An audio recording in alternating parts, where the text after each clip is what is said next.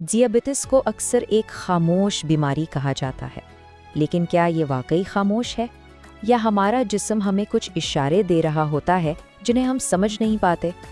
آج کی اس گفتگو میں ہم جسم کے انہی اہم اشاروں اور علاماتوں کو سمجھنے کی کوشش کریں گے تاکہ اس حالت کو وقت پر پہچانا جا سکے۔ اچھا، تو سب سے پہلے بنیادی بات کو سمجھ لیتے ہیں۔ ذیابیطس آخر ہے کیا؟ بہت ہی آسان لفظوں میں یہ وہ حالت ہے جب خون میں شوگر کی مقدار بہت زیادہ ہو جاتی ہے۔ بس یہی وہ ایک پوائنٹ ہے جس کے ارد گرد ساری کہانی گھومتی ہے۔ تو سوال یہ ہے کہ یہ سب ہوتا کیسے ہے؟ یہ بس کچھ الگ الگ علامتیں نہیں ہیں، بلکہ یہ ایک پوری کہانی ہے، ایک زنجیر کی طرح کہ جسم اس بڑھی ہوئی شوگر سے کیسے نمٹتا ہے اور اس کوشش میں ہوتا کیا کیا ہے۔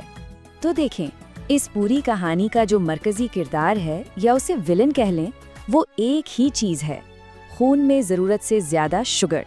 جسم کے اندر جتنی بھی گڑبڑ ہوتی ہے وہ اسی ایک مسئلے سے شروع ہوتی ہے۔ اب اس کے جواب میں ہمارا جسم کیا کرتا ہے؟ وہ ایک بہت ہی سیدھا سا کام کرتا ہے۔ وہ کوشش کرتا ہے کہ اس فالتو شوگر سے کسی طرح جان چھڑائی جائے۔ یہ سمجھ لیں کہ یہ جسم کا اپنا ایک ڈیفنس سسٹم ہے جو مسئلے کو ٹھیک کرنے میں لگ جاتا ہے، اور اسی کوشش کا نتیجہ پہلی بڑی علامت کی صورت میں نکلتا ہے۔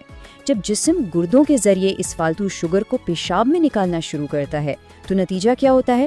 بار بار پیشاب آنے لگتا ہے، معمول سے کہیں زیادہ۔ اور دیکھیں، یہ بالکل ایک زنجیر کی کڑیوں کی طرح جڑا ہوا ہے۔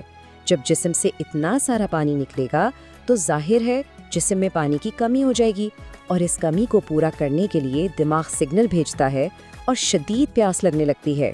یہ ایک بالکل قدرتی رد عمل ہے۔ لیکن اس کا ایک اور پہلو بھی ہے جس پر بات کرنا بہت ضروری ہے۔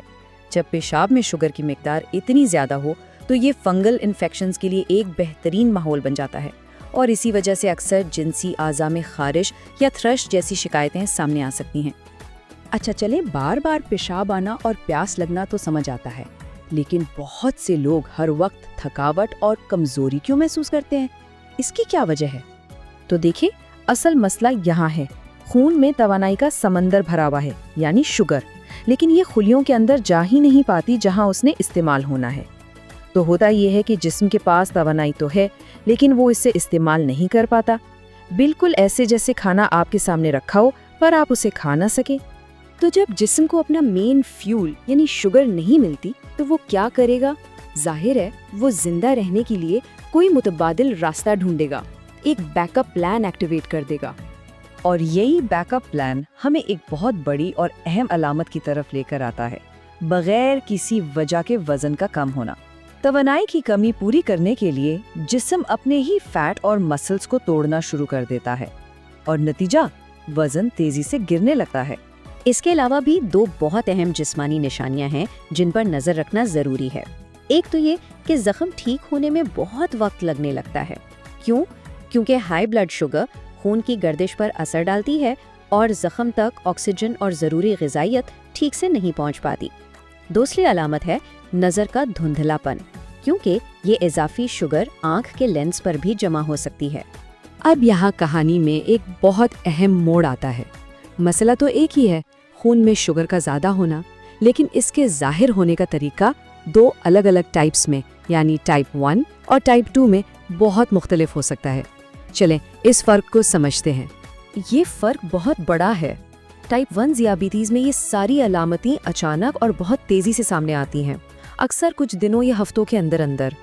لیکن ٹائپ 2 میں یہ بہت آہستہ آہستہ ہوتا ہے، اتنا آہستہ کہ کئی سالوں تک کسی کو احساس تک نہیں ہوتا کہ کوئی مسئلہ ہے، اور یہی چیز اسے زیادہ خطرناک بنا دیتی ہے۔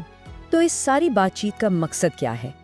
یہ ہمیں سب سے اہم قدم کی طرف لاتا ہے: ان علامتوں کو نظر انداز نہ کرنا اور وقت پر تشخیص کروانا۔ اور یہاں پیغام بالکل صاف اور سیدھا ہے۔ اگر ان میں سے کوئی بھی علامت محسوس ہو رہی ہو تو سب سے پہلا اور سب سے ضروری کام ڈاکٹر سے بات کرنا ہے۔ خود سے اندازے لگانا بہت خطرناک ہو سکتا ہے۔ اور یہ تشخیص کروانا اتنا ضروری کیوں ہے؟ کیونکہ تشخیص صرف بیماری کا نام جاننا نہیں ہے، بلکہ یہ علاج اور مدد کی طرف پہلا قدم ہے تاکہ ذیابیطس کے ساتھ ایک اچھی اور صحت مند زندگی گزارنے کے طریقے جلد از جلد مل سکیں۔ تو آخر میں یہ سوال رہ جاتا ہے، چاہے یہ ایک چھپی ہوئی بیماری ہو جو سالوں سے جسم میں پنپ رہی ہو یا ایک اچانک آنے والی تبدیلی۔ اہم بات یہ ہے کہ کیا ان اشاروں کو دیکھا اور سمجھا جا رہا ہے؟ اپنے اور اپنے ارد گرد موجود لوگوں کے جسم کے ان سگنلز پر دھیان دینا زندگی بچا سکتا ہے۔